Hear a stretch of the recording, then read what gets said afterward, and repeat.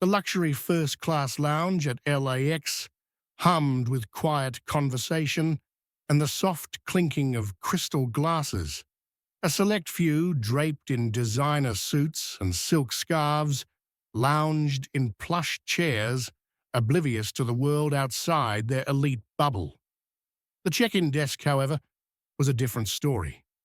Tension crackled in the air as a flight attendant leaned in, voice tight with concern.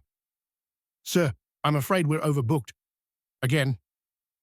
Barron Trump, towering at 6 feet 7 inches, stood calmly, hands in his pockets, dressed in a sharp but understated suit. His expression was unreadable, his presence commanding, yet unassuming. Across from him, an older man, legendary filmmaker Clint Eastwood, adjusted his coat, eyes sharp despite his years. The situation was clear. There weren't enough first-class seats. Someone had to step down. Passengers murmured, eyes darting between the two. Social media was already buzzing. Whispers of Barron Trump and Clint Eastwood trended within seconds. Some anticipated a conflict, a standoff of privilege and ego. But then, the unexpected happened. Barron spoke, his voice calm, yet firm. "Take my seat, sir." A hush fell over the lounge. Even the flight attendants hesitated, unsure if they had heard correctly. A billionaire's son, raised in the highest echelons of wealth and power, willingly giving up his first-class seat. It was unheard of. The moment should have ended there, a simple act of generosity. But fate had other plans. A voice, smug and laced with disdain, sliced through the silence. "Oh, please, this is just PR." All heads turned toward the source. A well-known journalist from a mainstream network leaned back in his chair, arms crossed, a smirk playing on his lips. He didn't even try to hide his contempt. "Trump's kid, playing the humble act? Give me a break." The atmosphere shifted. What should have been a moment of respect was now tainted by cynicism. Barron, still composed, met the journalist's gaze with an intensity that made even seasoned media figures uneasy. The game had changed. This wasn't just about a first-class seat anymore. It was a battle of perception, a battle for truth. And Barron Trump was about to turn the tables in a way no one saw coming. The moment Barron Trump's gesture hit social media, it exploded. Twitter feeds flooded with reactions, some praising his humility, others calling it a calculated stunt. Hashtags like number BARRONTRUMPCLASSACT and PRSTUNT trended side by side. The media, however, smelled blood. In a sleek Manhattan studio, a panel of TV hosts huddled around a glossy table under bright, sterile lights. The lead host, Jason Cole, a veteran journalist with a reputation for cutting down guests, smirked as he scrolled through his tablet. "This is the perfect setup," he said, tossing his tablet onto the table. "Rich kid does one decent thing, and suddenly he's a saint. Give me a break." The producers nodded, already preparing the segment. They had seen this play before. They would invite Barron Trump onto the show, pretend to have a civil discussion, and then rip him apart with leading questions and selective editing. It was a routine they had mastered. Build them up, then tear them down. The script was already written. A young producer hesitated. But what if he actually meant it? Jason scoffed. "Then we make him look naive. Trust fund kids don't get a free pass on my show." Meanwhile, behind the scenes, another layer of the trap was being laid.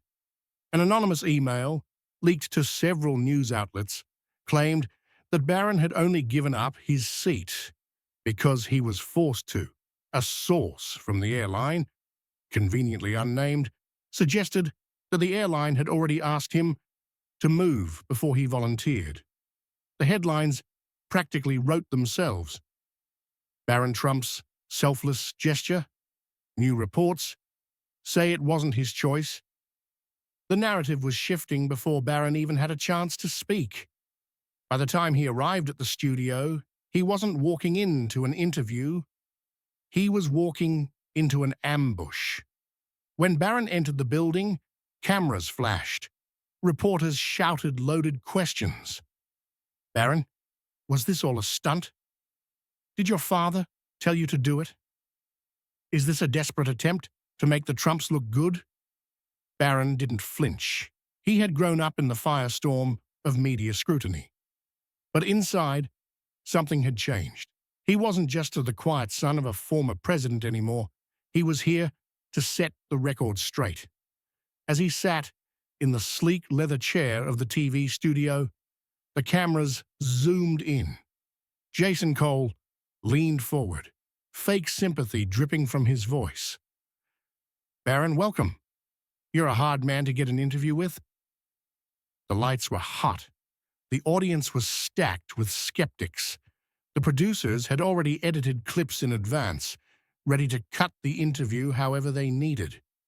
But what they didn't know, what no one expected, was that Barron Trump wasn't here to play their game. He was here to end it. The red live indicator blinked on. The studio audience, carefully selected to lean a certain way, buzzed with anticipation. Jason Cole adjusted his tie, flashing his signature smirk, the kind that had humiliated senators, CEOs, and Hollywood elites alike. He thrived on the takedown, and tonight, Barron Trump was his target. "Barron," Jason began, voice smooth as silk, "I think we can all agree what you did on that plane looked like a nice gesture." He paused, letting the audience snicker at the word "looked." A few chuckles rippled through the crowd, right on cue. But Jason leaned in, feigning concern. "A lot of people are asking, was it really your choice? Or were you, let's say, gently encouraged by airline staff to give up your seat?" The audience murmured. Barron sat still, face unreadable. He let the moment hang, refusing to rush a response. Jason shifted slightly, expecting an immediate defense, but Barron only blinked, unimpressed. Jason cleared his throat. "I mean, let's be honest here, Barron. The Trump family has a history of, well, let's call it image management." Laughter. The audience was warming up. Jason smelled blood. A billionaire's son suddenly making a grand sacrifice? It's just so convenient. Would you have done the same if there were no cameras around? If the guy wasn't a Hollywood legend? Barron tilted his head slightly. Would you? Silence. Jason hadn't expected to be questioned. He laughed, brushing it off. "I'm not the one making headlines, kid." "No," Barron said, voice even. "You just twist them." A few gasps from the audience. Jason's smile faltered, just for a fraction of a second, but he recovered fast. "Twist them," Jason echoed, laughing.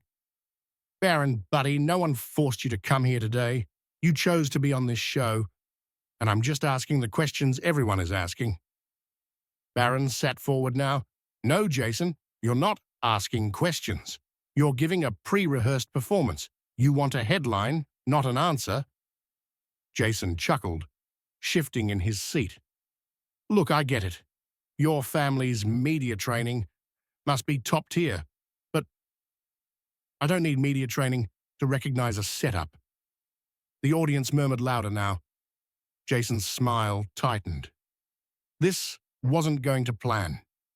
Barron leaned back, gaze locked onto the host. "You book guests just to humiliate them. You cut their mics, interrupt their answers, twist their words. It's predictable. But here's the problem. You need me to play along. And I won't." Jason's fingers curled slightly on the desk. His eyes flicked toward the producers. This wasn't how it was supposed to go. Time to push harder. He scoffed, shaking his head. Wow. So you're the victim now? Poor Barron Trump, the most privileged kid in America, feeling attacked because he... Barron's voice cut through Jason's words like a knife. What's the name of the airline employee who forced me to move? Jason blinked. Barron folded his hands. You mentioned an anonymous airline source. What's their name? Jason opened his mouth, then shut it. He glanced at the producers. Barron continued. Because I spoke to the airline. No such source exists. The audience gasped. Jason fumbled for a response. Well, and the email you referenced, the one that leaked this story? Barron's gaze was ice cold. That was traced back to an activist blog, not the airline. A deeper murmur spread through the audience. Jason looked physically uncomfortable now. You didn't fact-check. You didn't investigate. You didn't ask. You just ran with it. Jason scoffed, trying to regain control. Okay, kid, let's not pretend your family hasn't had its own issues with misinformation. Deflection, Barron said calmly. Classic move.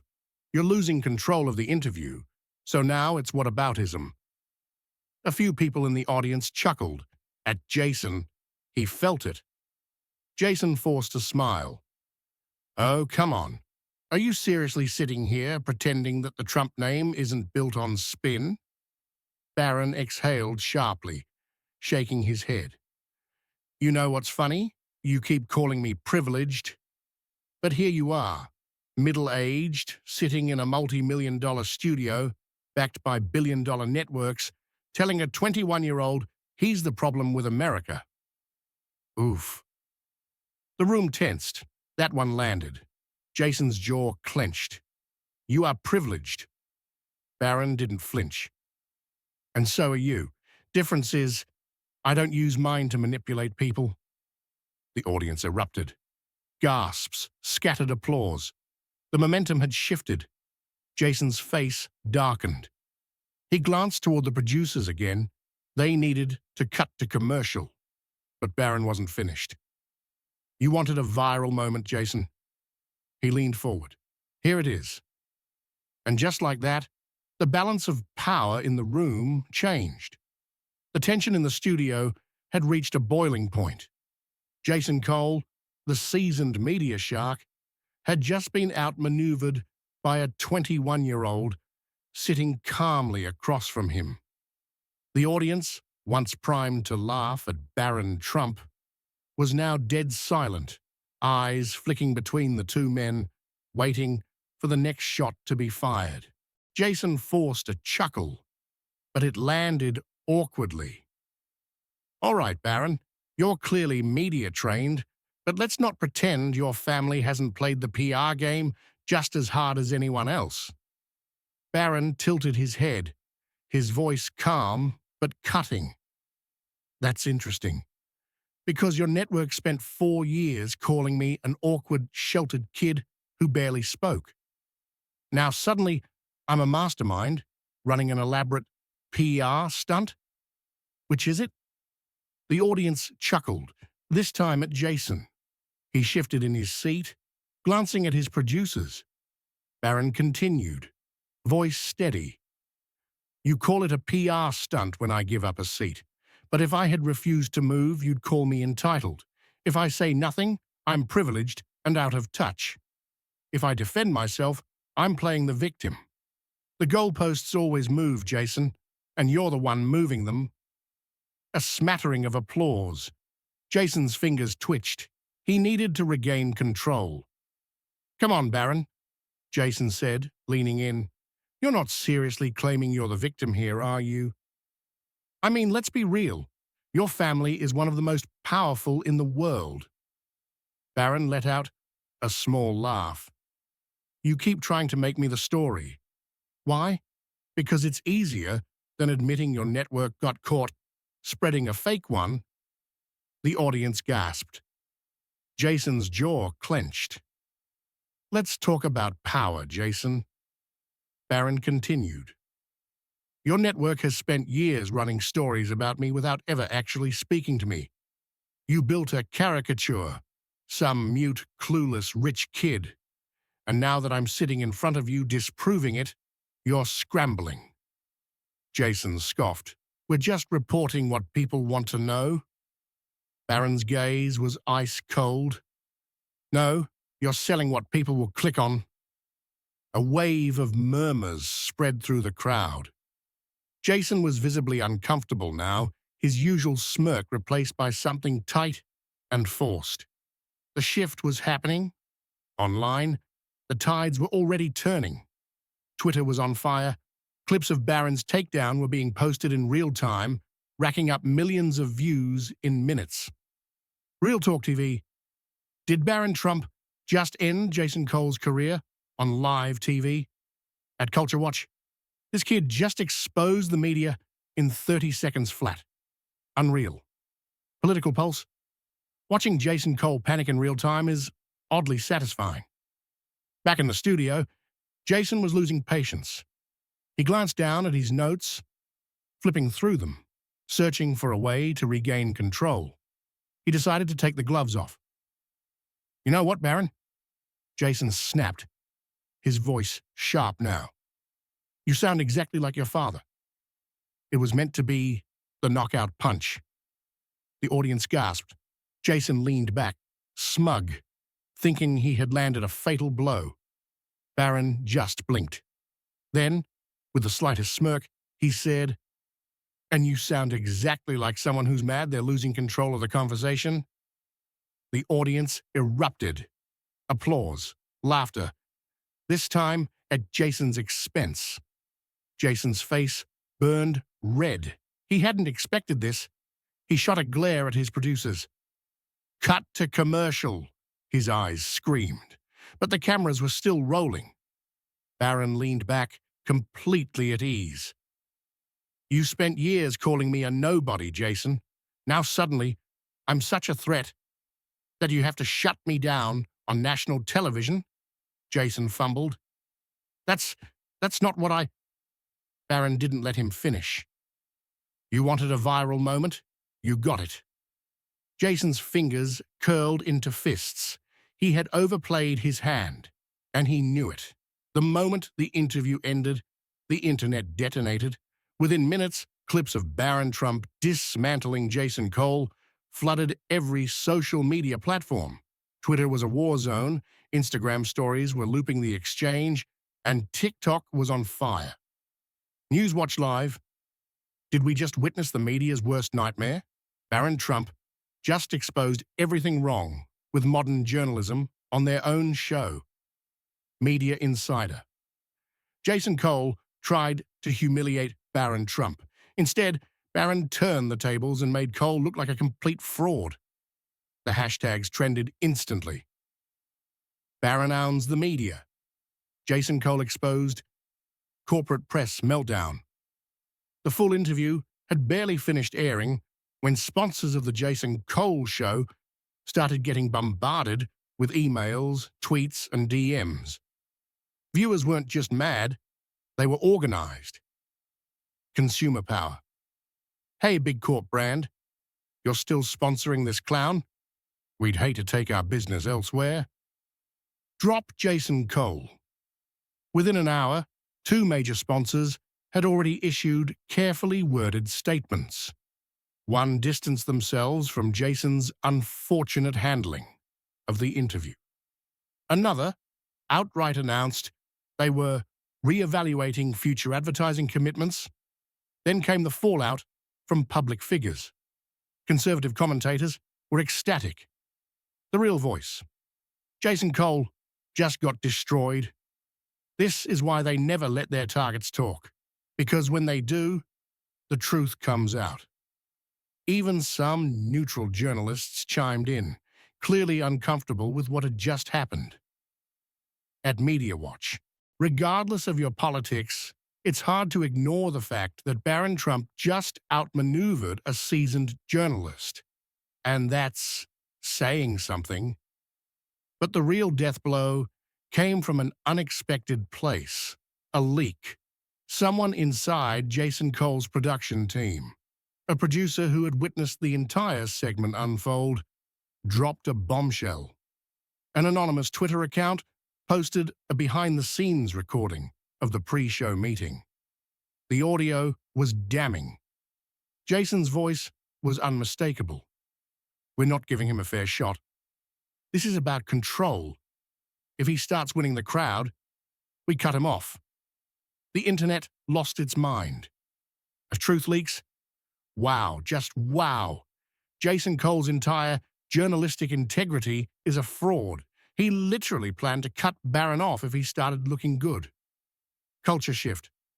The media accuses everyone else of misinformation while openly rigging interviews. This clip is a career ender. Jason Cole's team scrambled. They issued a rushed statement, calling the recording deceptively edited. But it was too late. The damage was done. Barron Trump had exposed their entire game on live television. The morning after the interview, the media world was still in flames. Jason Cole's reputation had gone from respected journalist to exposed fraud in less than 24 hours. Sponsors were fleeing, his show's ratings were in freefall, and now his network's legal team was in full damage control mode. But the real hammer was yet to drop. At exactly 10 a.m., Barron Trump's legal team issued a statement. "We are officially pursuing legal action against the Jason Cole Show and its parent network for defamation, malicious intent, and coordinated character assassination." Social media exploded again. Breaking News HQ. Just in, Barron Trump files defamation lawsuit against Jason Cole's network. He's not just winning the debate, he's taking them to court. Legal Eagle. This isn't just a lawsuit, it's a warning shot to the entire industry. If Barron wins, the media's playbook will never be the same. Jason Cole's team scrambled to respond. Their lawyers called it a baseless stunt, but behind closed doors, panic was setting in. This wasn't just about one interview anymore. Then, the next leak hit. Another whistleblower, this time an ex-producer from Jason Cole's network, came forward with emails, and they were brutal. One email, dated a week before the interview, had a very clear directive from a senior executive. "We're not here to let Barron redeem himself. We need this segment to frame him as privileged, coached, and weak. No matter what happens, we control the narrative." Another email from Jason Cole himself. "Cut his mic if necessary. If he flips the audience, we go to commercial." The internet exploded. Again. Political Pulse. Leaked emails prove the interview was rigged. Barron Trump wasn't a guest, he was a target. Whistleblower X. "I worked in mainstream media. This is how it works. Pre-planned takedowns, rigged interviews, pre-scripted headlines, and they call it news." Even journalists who hated the Trump family had to admit this was bad. Really bad. A media critic. "I won't lie, I was skeptical at first. But these leaks, this is full-on corruption." Now, Jason Cole wasn't just fighting a lawsuit, he was fighting for his career. His network issued a panicked statement. "We take these allegations seriously and are launching an internal review." But it was too late. The damage was done. The takedown attempt had backfired spectacularly. Instead of burying Barron Trump, they had turned him into a symbol of media corruption exposure. And the world was watching. The fallout was swift and brutal. By the end of the week, the Jason Cole Show was officially cancelled. The network released a damage control statement claiming it was a mutual decision to part ways with Jason Cole, but no one bought it. The truth was obvious. He had become a liability. Sponsors had completely pulled out, ratings had collapsed, and his credibility was shattered beyond repair. Breaking News HQ. Just in. Jason Cole fired after Barron Trump controversy. His show is officially dead. The Real Voice. When you build your career on deception, eventually the truth catches up with you. But the real victory? The lawsuit. Rather than fight a highly public, unwinnable battle, the network settled out of court. The payout? 8 figures. Barron Trump didn't just win the argument, he won the war. And while Jason Cole's career was in freefall, Barron's was just beginning. He took to social media with a single, final statement. I didn't do this for myself. I did it to expose how the system works. The truth matters, and it's time we demand better. It became the most shared post of the year. His interview was now legendary, studied in journalism schools as the moment the corporate media got caught red-handed. And as the video continued to go viral, one phrase spread like wildfire. If you care about the truth, share this video.